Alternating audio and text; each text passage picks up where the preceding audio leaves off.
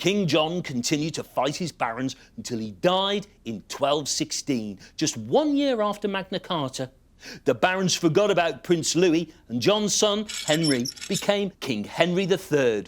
Poor Johnny Boy is now remembered for being a rubbish king and for a document he completely ignored. I wonder what he would make of all that. Chatty death, my grisly interviews. Chatty death, the dead and famous too. Yeah, they wouldn't even pay for a new tune.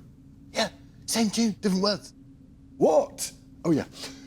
Hello, and welcome back to Chatty Death, where it's time for our special guest. Please go absolutely bonkers for the former King of England, King John! That's going bonkers, is it? So, Johnny Bobs, Johnny Bobs!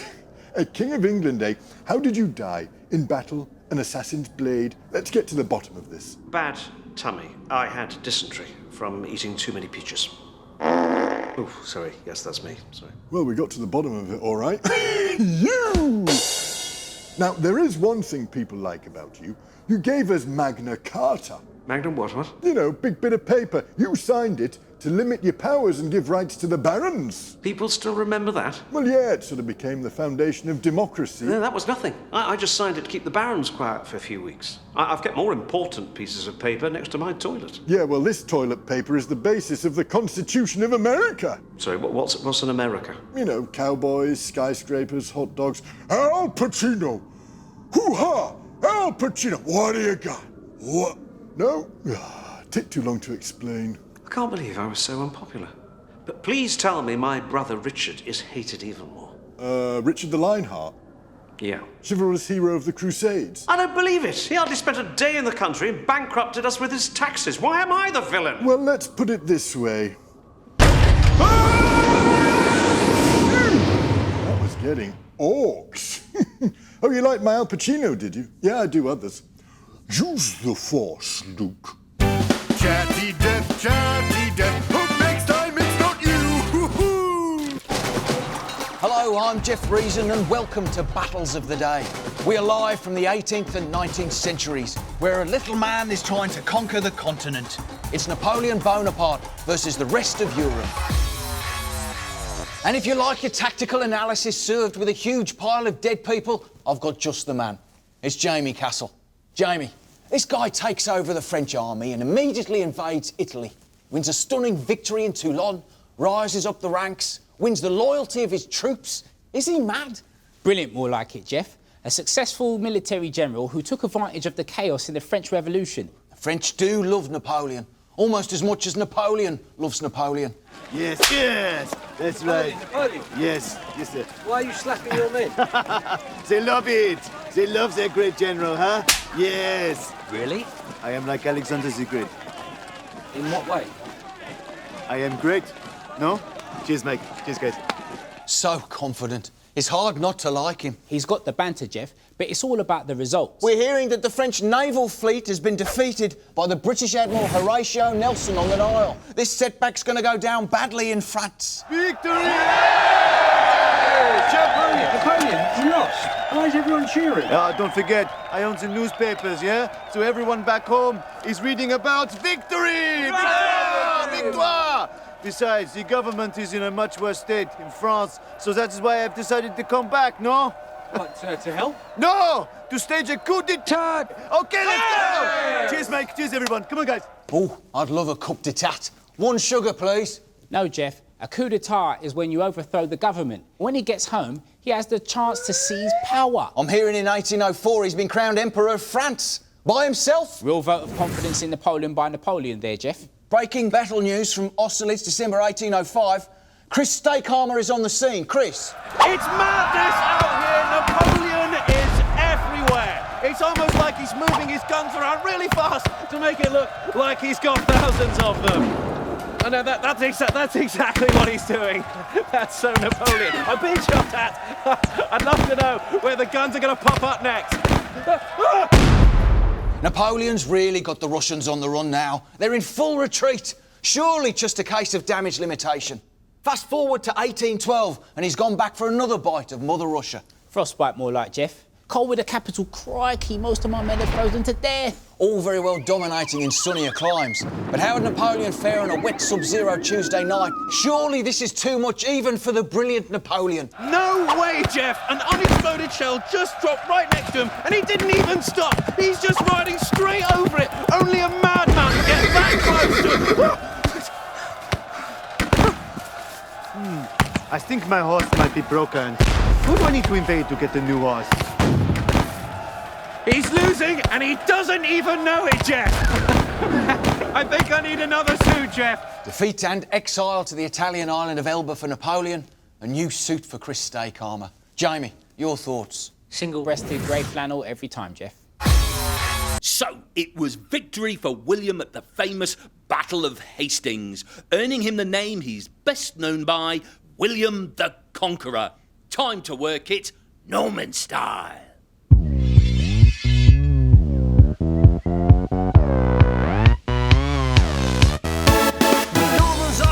Is not where we originated. Our accents are weird, but we're not sophisticated. Tough and terrifying, we've descended from the Vikings. So is it any wonder we've a natural flair for fighting? Norman's over here. And you English counterfighters. Norman's over here. Ah, that's cute, you try to fight us. Norman's over here. We set the north on fire. Norman's over here. A Saxon life, au revoir. We build castles, we love horses, our cavalry, our land is fear. We're great fighters, you can hire us, but you won't like us, and we don't care. We've got that hair goes off the chainmail that we wear. This is Norman style. Riding Norman style. Haircut Norman style. Hands off Norman style.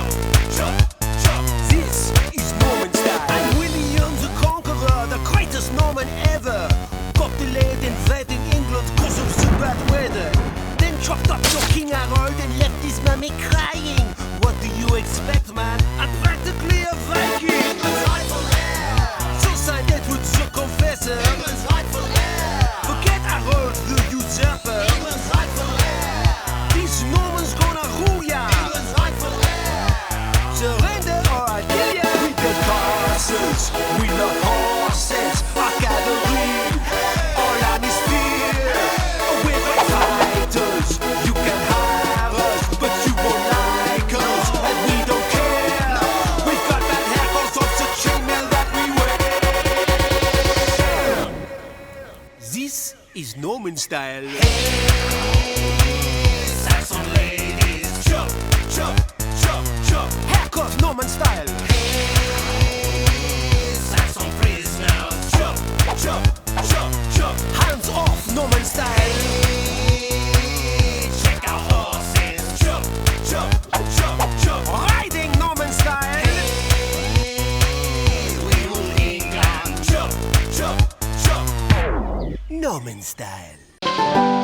This is a tale of twists and plots and how rulers advance, about young Mary Queen of Scots, although brought up in France. It is the time of Tudor rule, the English court is grumpy. They think that Mary wants the throne, it don't half make them jumpy.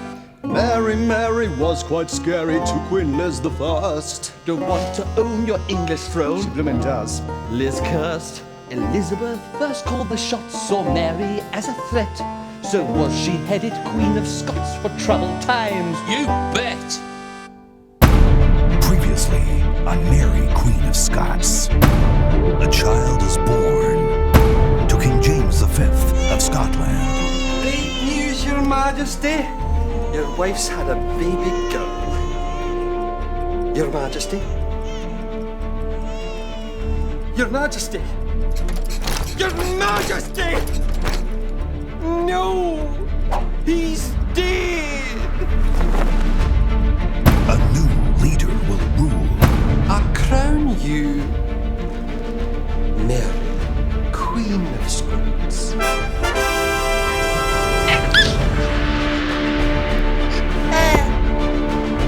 An infant queen for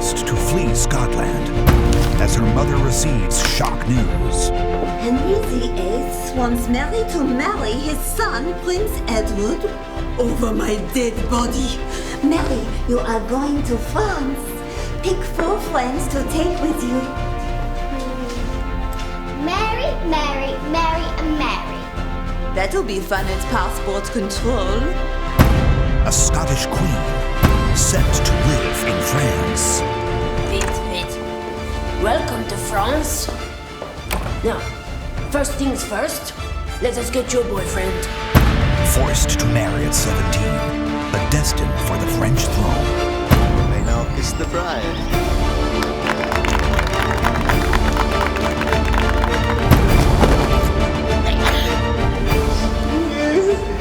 My father is dead.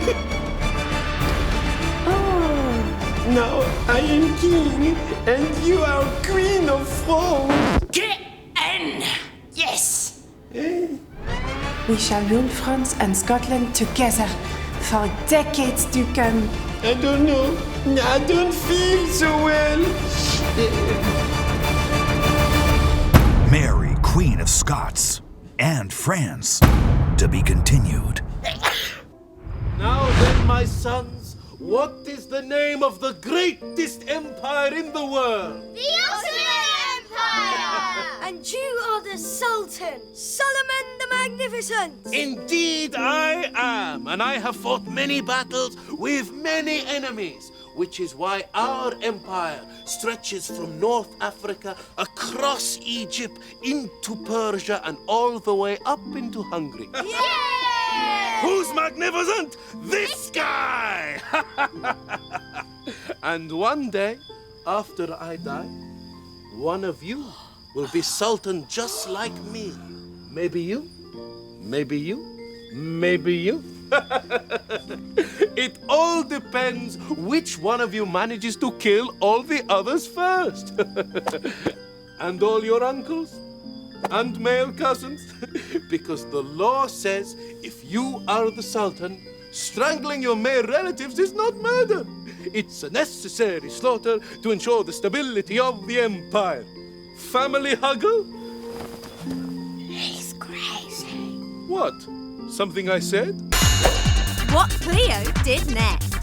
Cleopatra has arrived in Rome with new beau Julius Caesar. But there are 2 problems. 1, their marriage isn't recognised by Roman law. And 2, he already has a wife, Calpurnia. I've got 2 husbands. What's the problem?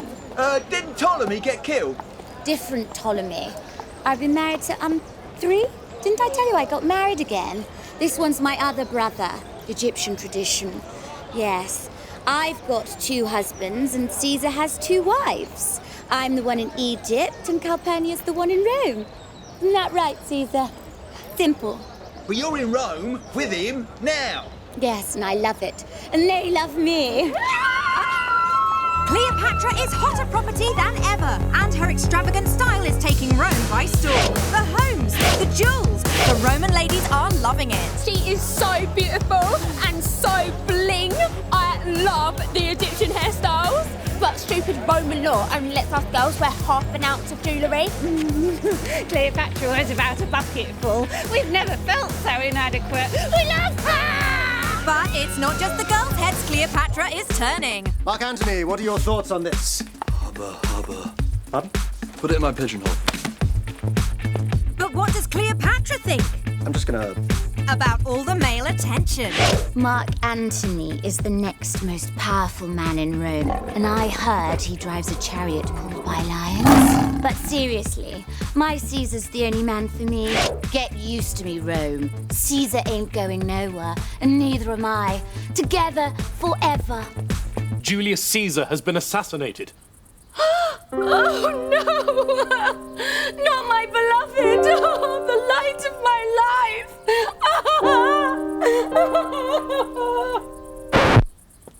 Has anyone here seen Mark Antony? King George III was the grandson of George II and the great-grandson of George I, and became the 3rd Hanoverian king in 1760, when he was just 22 years old. It was a time of revolution around the world, so the monarchy wasn't always very popular. Not that young George III really noticed. Isn't it wonderful how all the people know who I am? Now, do take care, sir. Not everyone likes you. Nonsense. Boy, George! Oh, dear. They don't seem to like you much, do they? I think it was meant for you, sir. Oh, a gift. Wonderful. Ow! Ow! Ow! Ah, another beautiful day for a ride, eh? Hello, hello, yes, it's me. Recognize me from the coins? Jog on. Yes. Your Majesty, you must be careful now you are king. Everyone can see you. Oh, but my people, they do love me, do they not? See how they shower me with gifts. Thank you for catching that with your face. A petition for the king. Ooh, a petition? Well, be careful, sir. It may be a trick. Trick? Oh, what, to get my autograph, you mean? Oh, don't be shy, sweetheart. Everyone loves the king. Oh, look! A blunt butter knife. What a lovely present. Leave that with my manservant, would you? Right. Make your hands up. You must stop provoking my fans, John. Don't think much of this play. The actors are tiny.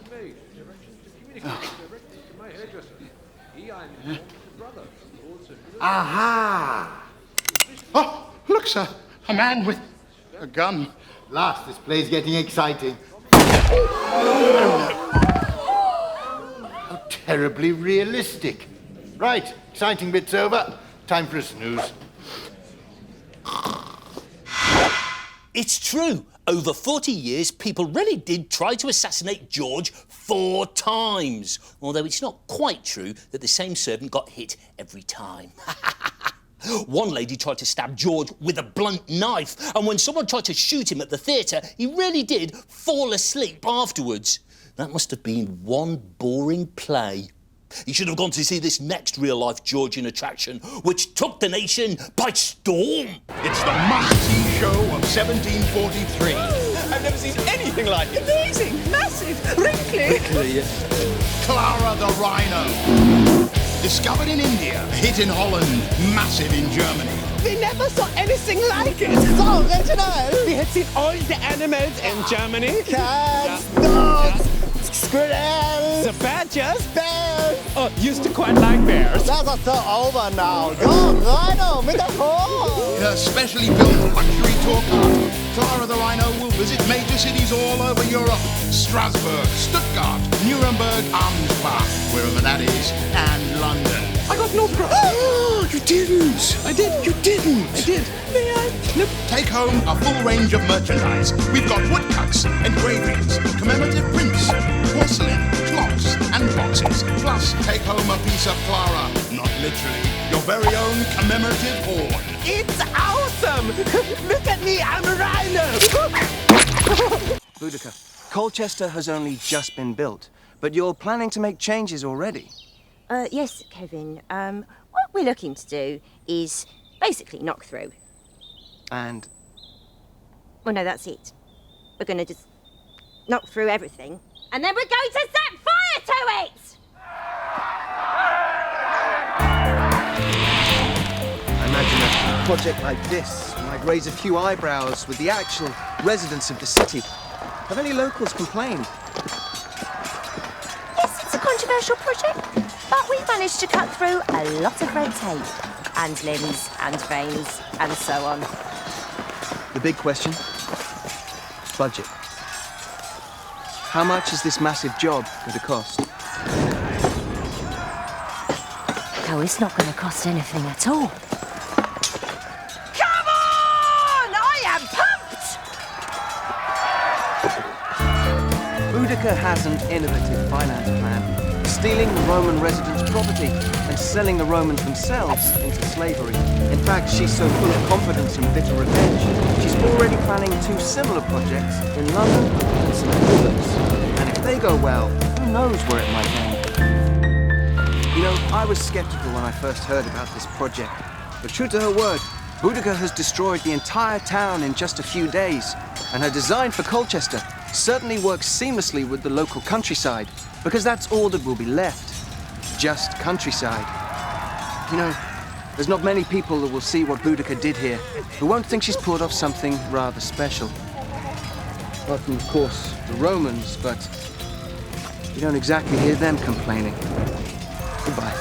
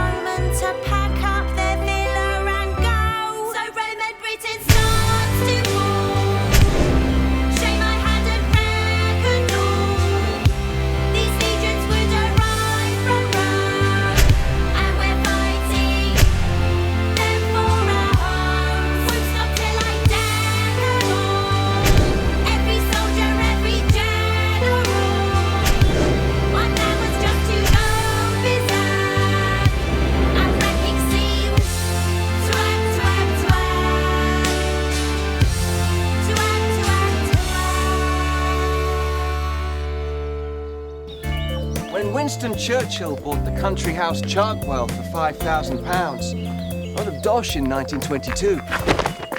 He knew he was taking on a big project, but I wonder if he realized just how big. Unbelievably, Winston has decided to project manage the whole thing himself and hopes to be finished in just 4 months, despite having never done anything like this before. Make yourself useful, will you? He'll need all the support he can get. But is his wife on board? No, bro. I tell you now with great certainty that if I told Clementine, she'd only do one of her faces, so I didn't. She'll love it when it's finished, though. Winston? Hide. What's going on? Behold, the house of our dreams. And how much is all this going to cost? Ask not how much this will cost, Clem. For in these difficult times, the true value of our effort... £5,000. Whose side are you on, man? I love you so much right now. Winston has been learning to bricklay in order to help with the build. He joined the Bricklayers' Union. It's not the easy way to do things, but Winston insists it's working for him.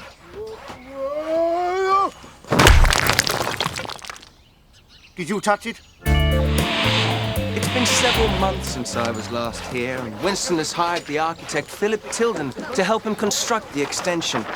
With an architect on board, things should move faster. Now you're gonna get it! Unless, of course, they end up fighting. So, Winston, the house is built and the family can move in. You must be delighted. As I told you, it would be magnificent. But you did go over budget. You are this close. How much extra did it cost? When we allow ourselves to be distracted from our vision by petty financial concerns. How much? £18,000. You, sir, are a massive twerp! Winston, you come here. Let me go, woman! You know, when this project started, I have to admit, I had real concerns that it would be over budget, over schedule, and would upset Winston's wife. Turns out I was right about all of that. Right! I've had just about enough of you. It's time to unleash the gorilla.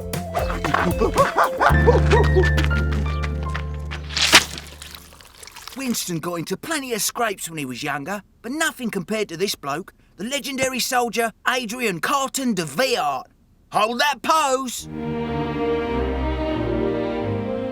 You know, Mr. de Wiart, it's a huge honor for me to paint a veteran of the recent Boer War in South Africa. Excuse me, but are you bleeding? Yes. Took a bullet in the old picnic basket. Oh! God, there goes a stitch. Took one that side, too. Ah! Can we do this another day? It's okay. So, I understand you've been at war again? Somaliland this time. Climbed up a fort and got shot in the face. Guess what happened next? You got shot again? Correct! In the arm this time. More importantly, make sure you get my broken polo stick. Used to carry that on the battlefield, in case I had to beat my own men for cowardice. Oh. In fact, I should probably pose with it. Something dynamic, like a leg up, swing. Oh! Any chance we could do this another day? Okay. Battle of the Somme.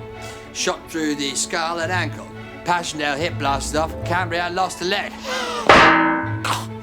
Still managed to get the old Victoria Cross out of it. Blast. 1 second. Any chance we could do this another day?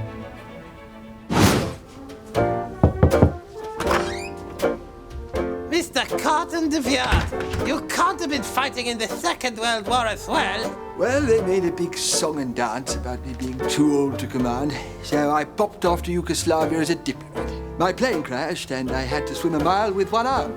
Eventually got picked up by the enemy and thrown in a prisoner of war camp. Ended up tunneling out using a spoon. Shall I pose here?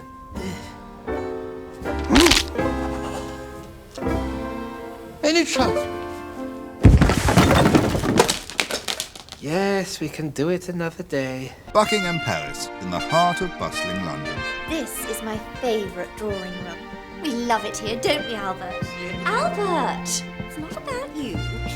Although there are over 600 rooms here, you're never too far from a friend because this place is absolutely infested with rats. Albert! What's it like? Every time. Ninny. Also, the chimneys fill the rooms with smoke, so the fires can't be too big, so it's freezing. Which is perfect, because the cold is good for you. Isn't that right, Albert? Albert. And the bracing atmosphere hasn't put off my esteemed guest, the Shah of Persia. He's just through here. Have you done it again? Shut. Have you sacrificed another sheep in here? You have, haven't you? Shusha. Oh, you're so weird. So weird. I adore this room because it overlooks our beautiful garden, which you can't see because of all the London smog. But we must still have the windows open because fresh air is vital for health. Please excuse the smell. The sewage from the bathroom empties into the courtyard. Isn't that right, Albert? Talk about the royal we.